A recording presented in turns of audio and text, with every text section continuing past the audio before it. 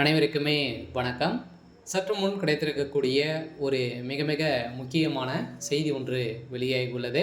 சற்று முன் 7 ஆண்டு சிறை, உதயநிதிக்கு எதிராக நீதிபதி இறுதி தீர்ப்பு, பாலியல் வழக்கில் வசமாக சிக்கிய உதயநிதி ஸ்டாலின், இது மாதிரி பார்த்திங்கன்னா செய்திகள் வெளியாகிருக்கு.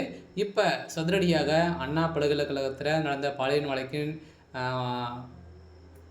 அடிப்படையில் உதயநிதியுடைய பெரும் அவருடைய நண்பர்களும் பார்த்தீங்கன்னா வசமாக சிக்கி கைதும் செய்யப்பட்டிருக்காங்க இல்லையா. இப்போ அவருடைய நண்பர்கள் கொடுத்த வாக்குமூலத்தின் அடிப்படையில் தான் இப்போ மாணவி புகார் கொடுத்த அடிப்படையில் இப்போ மாணவி கொடுத்த வாக்குமூலத்தின் அடிப்படையிலும் இதுவரை நடந்தது அனைத்துமே பார்த்தீங்கன்னா ஒரு அனைத்துமே திமுகவுடைய ஆட்டம் தான் அப்படின்ற மாதிரி நீதிமன்றம் வழங்கியிருக்காங்க. இதன் அடிப்படையில் இப்போ பாலியல் வழக்கின் அடிப்படையில் உதயநிதிக்கு எதிராக இப்போ பார்த்தீங்கன்னா அவருடைய நண்பர்கள் சிக்கியிருக்காங்களே, அவர் கொடுத்த வாக்குமூலத்தின் அடிப்படையில் இப்போ நீதிமன்றம் பாலியல் வழக்கில் இறுதி தீர்ப்பு வழங்கியிருக்காங்க.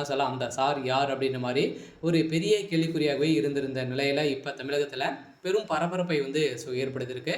இதை பற்றி இந்த வீடியோவில் நம்ம முழுமையாக பார்க்கலாம். அதுக்கு முன்னாடி நம்ம சேனலுக்கு இப்போ தான் நீங்கள் முதல் முறையாக வந்திருக்கீங்க அப்படின்னா மறக்காமல் நம்மளுடைய சேனலை சப்ஸ்கிரைப் பண்ணி சப்போர்ட் பண்ணுங்கள். வாங்க வீடியோக்குள்ளே போகலாம். பார்த்தீங்கன்னா உதயநிதி ஸ்டாலின் அவர்களும் பார்த்தீங்கன்னா ஏற்கனவே பாலியல் வழக்கில் அவருடைய பேரும் அடிபட்டு இருந்தது இல்லையா. இதை தொடர்ந்து 5 மாதங்கள் கழித்து இன்று தீர்ப்பு வழங்கப்பட்டு இருக்குது. இந்த தீர்ப்பின் அடிப்படையில் சென்னை அண்ணா பல்கலைக்கழக மாணவி தெரிவித்த பாலியல் குற்றச்சாட்டில் கைது செய்யப்பட்ட ஞானசேகர் எதிராக வழக்கில் சென்னை மகளிர் நீதிமன்றம் பார்த்தீங்கன்னா இவருக்கு 30 ஆண்டுகள் பார்த்தீங்கன்னா சிறை தண்டனை வழங்கிறதாங்க இல்லையா.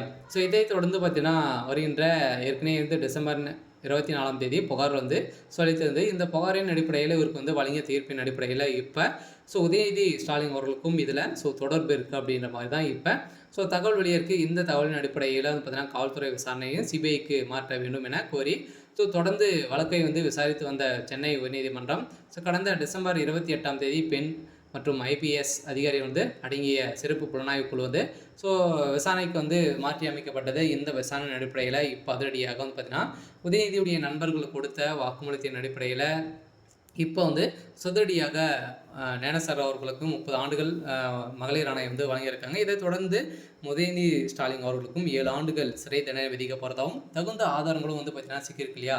ஏற்கனவே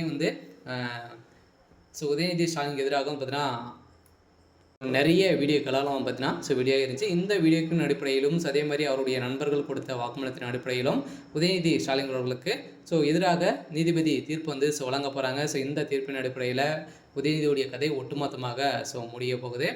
ஓகே. இன்னைக்கான அப்டேட் இதுதான். மறக்காமல் நம்மளுடைய சேனலை சப்ஸ்கிரைப் பண்ணி சப்போர்ட் பண்ணுங்கள். தேங்க்யூ.